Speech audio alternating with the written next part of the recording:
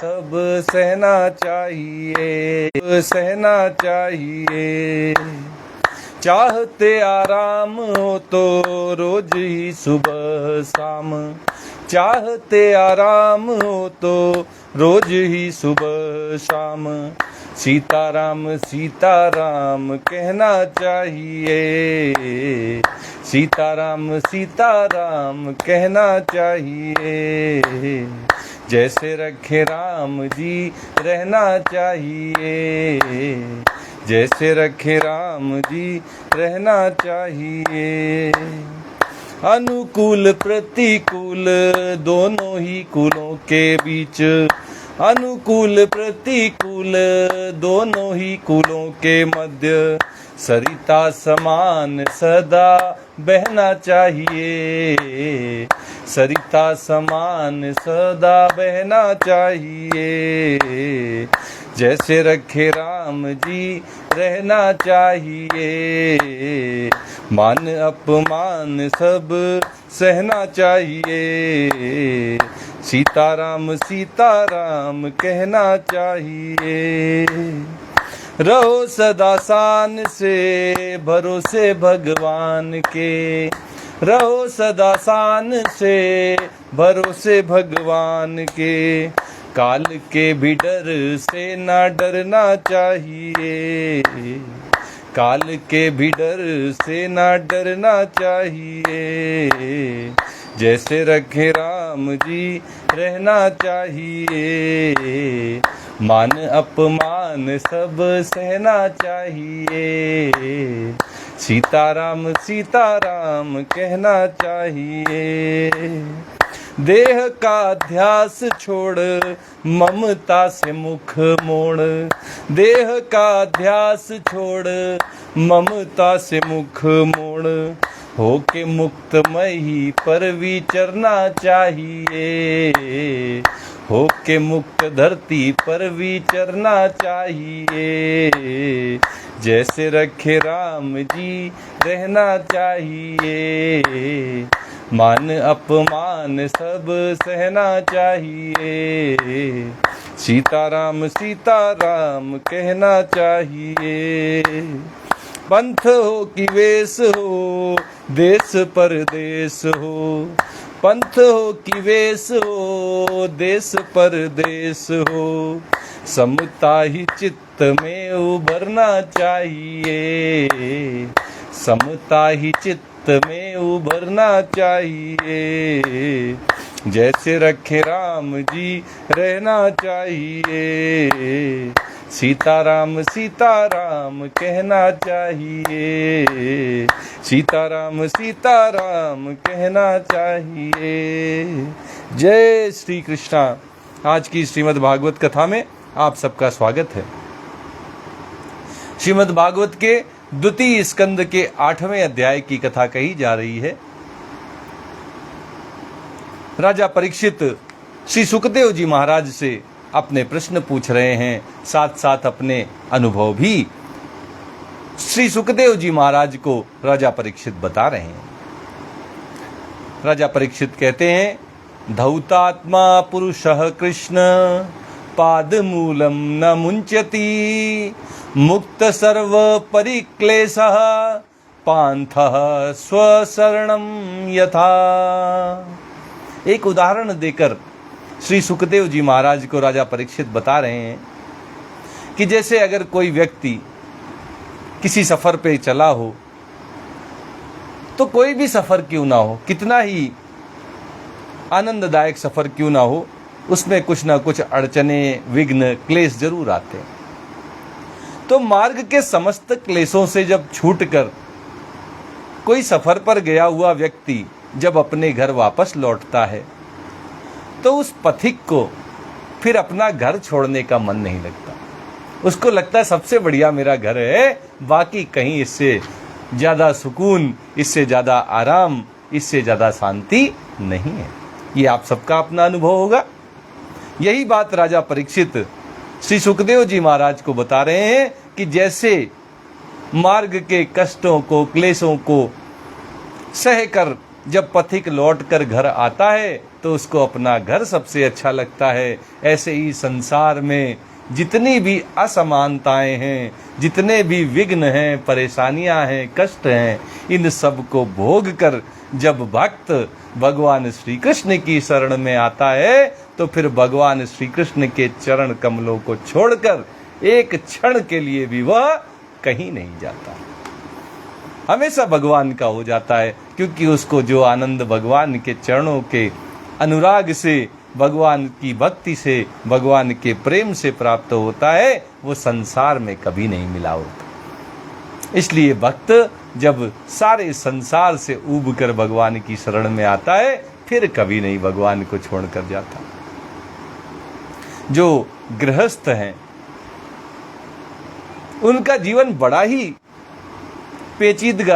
पेचीदगी भरा रहता है और क्लेश, अशांति, तरह तरह की टेंशन ये उनके जीवन में आती रहती। इसके बावजूद अगर कोई सुबह शाम भगवान का नाम ले रहा है तो यकीन मानिए कि वो दुनिया का सबसे बड़ा सन्यासी है और सबसे बड़ा कर्मयोगी भी वही है।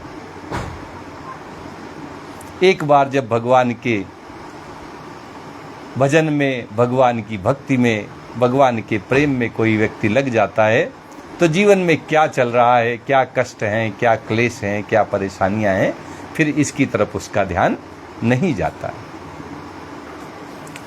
आगे राजा परीक्षित कहते हैं, यद धातु मतो ब्रह्मन् देहारंभोस्य धातु भी यदृच्छया हेतुना वा भवन्तो जानते यथा। राजा परीक्षित कह रहे हैं श्री सुखदेव जी महाराज से कि भगवान, जीव का पंचभूतों के साथ कोई संबंध नहीं। ये धरती, ये जल, ये अग्नि, ये वायु और आकाश, इनसे हमारा कोई संबंध नहीं, जीव का संबंध नहीं है। फिर भी इस शरीर जिसमें हम रहते हैं, यह शरीर तो पंचभूतों से ही बना है। तो क्या स्वभाव से ही ऐसा होता है अथवा किसी कारणवश आप इस बात का मर्म पूर्ण रीति से जानते हैं? बड़ा ही गूढ़ प्रश्न राजा परीक्षित अपने गुरु श्री सुखदेव जी महाराज से कर रहे हैं। कहते हैं कि हमारा शरीर तो पंचभूतों से बना है, लेकिन इस शरीर में रहने वाला जो जीव है, जो परमात्मा का अंश है, जो आत्मा है, इसका इन पंचभूतों से कोई संबंध नहीं। तो क्या शरीर का स्वभाव होता है, क्या आत्मा का स्वभाव होता है, या कोई और कारण है? आप इसके बारे में क्या जानते हैं, पूर्ण रीति से आप उसे मुझे बता दीजिए। आसीद यदुदरात पद्मं लोक संस्थान लक्षणम यावानयम वै पुरुष यत्तावयवे पृथक तावान साविति प्रोक्तः संस्थावयववानिव। राजा परीक्षित कहते हैं कि प्रभु, आपने बतलाया कि भगवान की नाभि से वह कमल प्रकट हुआ जिसमें लोकों की रचना हुई। यह जीव अपने सीमित अवयवों से जैसे परिच्छिन्न है, वैसे ही आपने परमात्मा को भी सीमित अवयवों से परिच्छिन्न सा वर्णन किया। ये क्या बात है? आपने जो परमात्मा के विषय में, जीव के विषय में, लोकों के विषय में मुझे बताया, उससे तो मुझे यही समझ आया कि सब सीमित है। ऐसा कैसे हो सकता है? परमात्मा कैसे सीमित हो सकता है? जीव कैसे सीमित हो सकता है?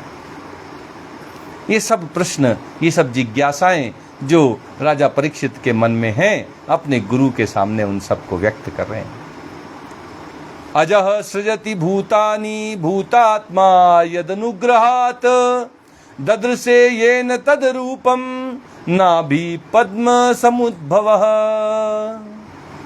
राजा परीक्षित कहते हैं कि जिनकी कृपा से सर्वभूतमय ब्रह्मा जी प्राणियों की सृष्टि करते हैं, जिनके नाभि कमल से पैदा होने पर भी जिनकी कृपा से ही ये उनके रूप का दर्शन कर सकते हैं। वे संसार की स्थिति, उत्पत्ति और प्रलय के हेतु सर्वांतर्यामी और माया के स्वामी परम पुरुष परमात्मा अपनी माया का त्याग करके किसमें किस रूप से शयन करते हैं? परमात्मा कहाँ रहते हैं? कहाँ उनका निवास स्थान है? कहाँ वो शयन करते हैं? ये सब जिज्ञासाएं राजा परीक्षित के मन में हैं। उनको कथा पता है कि भगवान श्री कृष्ण ही विष्णु रूप में आते हैं, उन्हीं की नाभि से कमल निकलता है जिससे ब्रह्मा जी की उत्पत्ति होती है।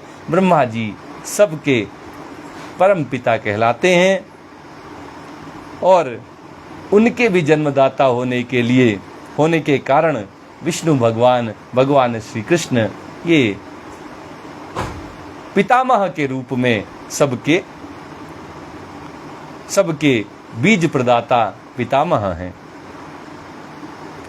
तो राजा परीक्षित के मन में अब प्रश्न आता है कि भगवान ने सबको बनाया है, ब्रह्मा जी को बनाया है, आखिर वो रहते कहाँ हैं, कहाँ शयन करते हैं? यही सब जिज्ञासाएं वे भगवान से, अपने गुरु से, श्री सुखदेव जी महाराज से पूछ रहे हैं। सचापि यत्र पुरुषो विश्वस्थित्युद्भवापय मुक्त्वा मायां मायेशः सेते सर्वगुहाशयः पुरुषा वयवैर्लोकाः सपाला पूर्वकल्पिताः लोकैरमुष्यावयवाः सपालैरिति सुषुम। राजा परीक्षित कहते हैं कि सुखदेव जी महाराज, पहले आपने बताया था कि विराट पुरुष के अंग से लोक और लोकपालों की रचना हुई। भगवान के ही विराट स्वरूप से सब कुछ पैदा हुआ, ब्रह्मा पैदा हुए, ये लोक पैदा हुए, लोकपाल भी भगवान से ही उत्पन्न हुए। और फिर ये भी बतलाया कि लोक और लोकपालों के रूप में उसके अंगों की कल्पना हुई, वो भी भगवान के ही रूप बता दिए आपने। भगवान से ही वो उत्पन्न हुए और वो भी भगवान के ही रूप हैं। इन दोनों बातों का क्या तात्पर्य है? उनको उत्पन्न करने वाले भगवान हैं या वे स्वयं भगवान हैं? वे भगवान के ही स्वरूप हैं। इसका क्या तात्पर्य निकालूं? आप कहते हैं कि लोक और लोकपाल ये भगवान के विराट स्वरूप से उत्पन्न हुए हैं, विराट पुरुष से जन्मे हैं, और फिर आपने ही कह दिया कि ये लोकपाल, ये लोक, ये भी भगवान के ही स्वरूप है। सब भगवान का ही स्वरूप है क्या? इसका क्या तात्पर्य निकालूं? यावान कल्पो विकल्पो वा यथा कालो नुमीयते भूत भव्य भवत् शब्द आयुर्मानम च यत्सतः। राजा परीक्षित कहते हैं कि महाकल्प और उनके अंतर्गत अवान्तर कल्प कितने हैं, कितने कल्प हुए? भूत, भविष्यत और वर्तमान काल का अनुमान किस प्रकार किया जाता है? किसको भूत कहेंगे, किसको वर्तमान कहेंगे, किसको भविष्य कहेंगे? क्या स्थूल देहाभिमानी जीवों की आयु भी बंधी हुई है? इस शरीर में जो भी आया है, इस देह के प्रति जिसको देहाभिमान हो गया है, क्या ऐसे जीव की भी आयु बंध जाती है? जो परमात्मा का अंश है, क्या उसका भी कोई जीवन काल है? इन सब बातों को, जिज्ञासाओं को अपने गुरु के सामने महाराज परीक्षित व्यक्त कर रहे हैं। आगे भी उनकी जिज्ञासाएं हैं और इसीलिए वे प्रश्न पूछते जाते हैं। कहते हैं, कालस्यानुगतिर्यातु लक्ष्यते वै बृहत्यपि यावत्यः कर्मगतयो यादृशीर द्विजसत्तम। राजा परीक्षित, महाराज परीक्षित जो अपने गुरु श्री सुखदेव जी महाराज को ब्राह्मण श्रेष्ठ कहकर संबोधित कर रहे हैं, कहते हैं, ब्राह्मण श्रेष्ठ, काल की सूक्ष्म गति, त्रुटि आदि और स्थूल गति, वर्ष आदि किस प्रकार से जानी जाती है? इनको जानने का क्या तरीका है?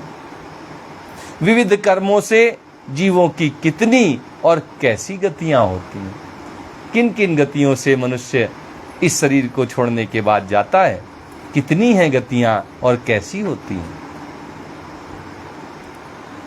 यस्मिन् कर्म समावायो यथा येनोपगृह्यते गुणानां गुणिनां चैव परिणाममभीप्सिताम्।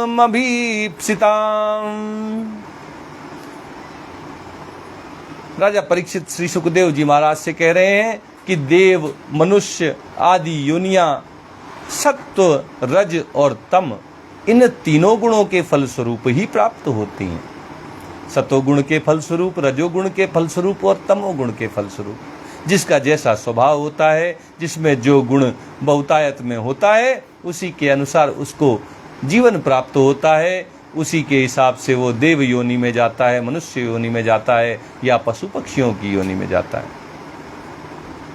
उनके चाहने वाले जीवों में से कौन कौन किस किस योनि को प्राप्त करने के लिए किस किस प्रकार से कौन कौन कर्म स्वीकार करते हैं।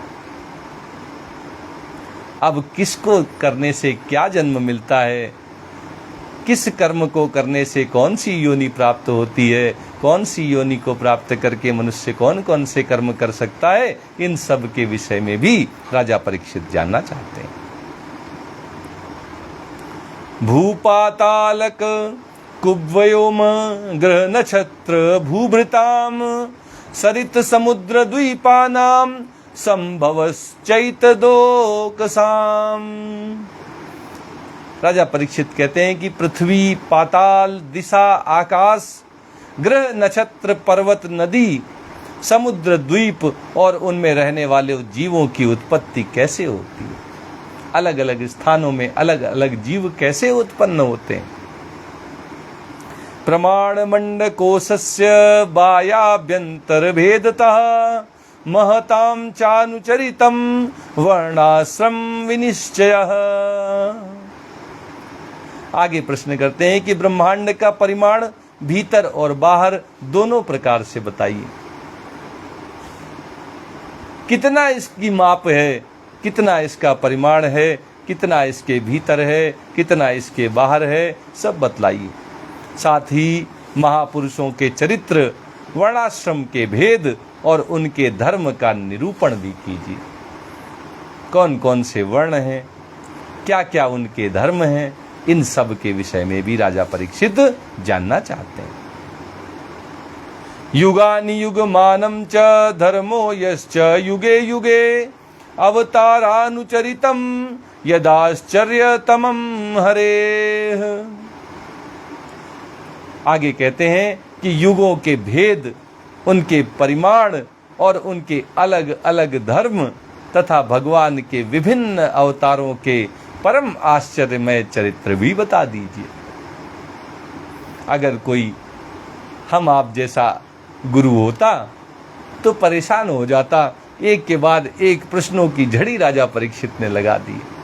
लेकिन जो महात्मा होते हैं, जो भगवान के परम भक्त होते हैं और भगवान के ही लीला कथाओं का विस्तार करने के लिए गुरु की भूमिका धारण कर लेते हैं, उनके अंदर बड़ा पेशेंस होता है, बड़ा धैर्य होता है। सारी जिज्ञासाएं राजा परीक्षित व्यक्त करते जा रहे हैं। श्री सुखदेव जी महाराज एक एक जिज्ञासा को शांत करने के लिए अपना व्याख्यान देंगे। राजा परीक्षित के मन में जो जो प्रश्न है उनका उत्तर उनको श्री सुखदेव जी महाराज के माध्यम से मिलेगा। और यही हमारे सनातन धर्म की विशेषता रही है। यहाँ पूछने का अधिकार रहा है। बहुत सारे लोग धर्म के विषय में प्रश्न करने पर बड़े आक्रोशित हो जाते हैं, क्रोध में आ जाते हैं, आग बबूला हो जाते हैं कि धर्म के विषय में कैसे प्रश्न उठा दिया। लेकिन हमारा धर्म इसकी पूरी इजाजत देता है। बड़े ही विनय पूर्वक, जानने की इच्छा से, गुरु का सम्मान करते हुए, उसका आदर करते हुए जब शिष्य प्रश्न पूछता है तो गुरु उसको एक से एक गूढ़ रहस्य बता देते हैं। उसकी सभी जिज्ञासाओं को शांत करने के लिए उसके सभी प्रश्नों के उत्तर देते हैं। राजा परीक्षित आगे प्रश्न करते हैं, युगानि युगमानं च धर्मो यश्च युगे युगे अवतारानुचरितम यदाश्चर्यतमं हरेः। युगों के भेद, उनके परिमाण, उनके अलग अलग धर्म, भगवान के विभिन्न अवतारों के परम आश्चर्यमय चरित्र भी बता दीजिए। नृणां साधारणो धर्मः स विशेषश्च यादृशः श्रेणीनां राजर्षीणां च धर्मः कृच्छ्रेषु जीवताम्। राजा परीक्षित पूछते हैं कि मनुष्य के साधारण और विशेष धर्म कौन कौन से हैं। विभिन्न व्यवसाय करने वाले लोगों के, राजर्षियों के और विपत्ति में पड़े हुए लोगों के धर्म का भी उपदेश कीजिए। अलग अलग परिस्थितियों में व्यक्ति के क्या धर्म होते हैं, एक जैसा तो उसका जीवन नहीं चलता, तो जीवन के अलग अलग पड़ाव पर क्या उसका धर्म भी एक जैसा रहना चाहिए या धर्म बदल जाता है। ये बात श्री सुखदेव जी के मुख से राजा परीक्षित सुनना चाहते हैं। तत्वानां परिसंख्यानं लक्षणं हेतु लक्षणं पुरुषाराधन विधियोग्यस्याद् आध्यात्मिकस्य च। राजा परीक्षित पूछते हैं कि तत्वों की संख्या कितनी है, उनके स्वरूप और लक्षण क्या हैं, भगवान की आराधना की और आध्यात्म योग की विधि क्या है।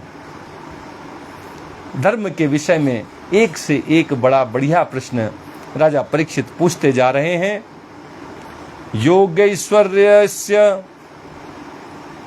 योगैश्वर्य गतिर्लिंग भक्तस्तु योगिनाम वेदोपवेद धर्माणाम इतिहास पुराणयोः।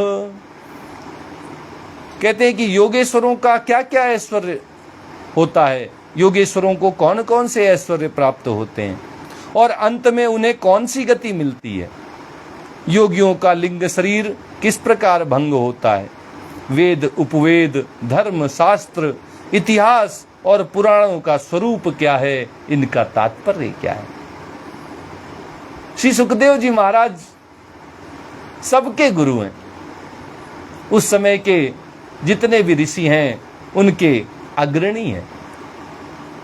व्यासदेव जी महाराज के पुत्र हैं और इसीलिए उनसे ऐसे क्लिष्ट, ऐसे गूढ़ रहस्य वाले प्रश्न राजा परीक्षित पूछ रहे हैं। प्रश्नों से ही पता चलता है कि श्री सुखदेव जी कितने पहुंचे हुए महात्मा रहे होंगे, जिनसे ऐसे गूढ़ धर्म के विषय में आंखें खोल देने वाले प्रश्न राजा परीक्षित करते जा रहे हैं। आज की कथा यहीं तक कही जाएगी। आइए श्रीमद् भागवत जी की आरती करते हुए आज की कथा को यहीं विश्राम देते हैं।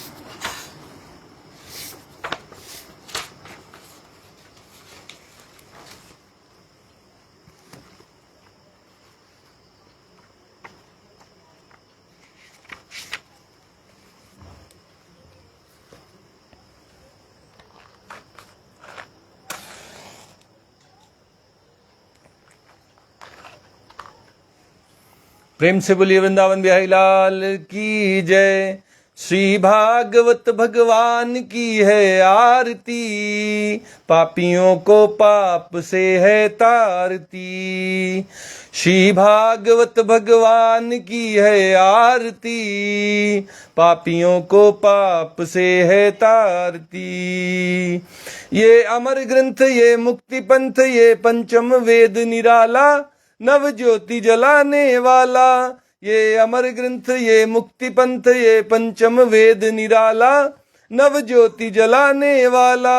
हरि नाम यही हरिधाम यही, हरि नाम यही हरिधाम यही, यही जग मंगल की आरती, पापियों को पाप से है तारती। श्री भागवत भगवान की है आरती, पापियों को पाप से है तारती।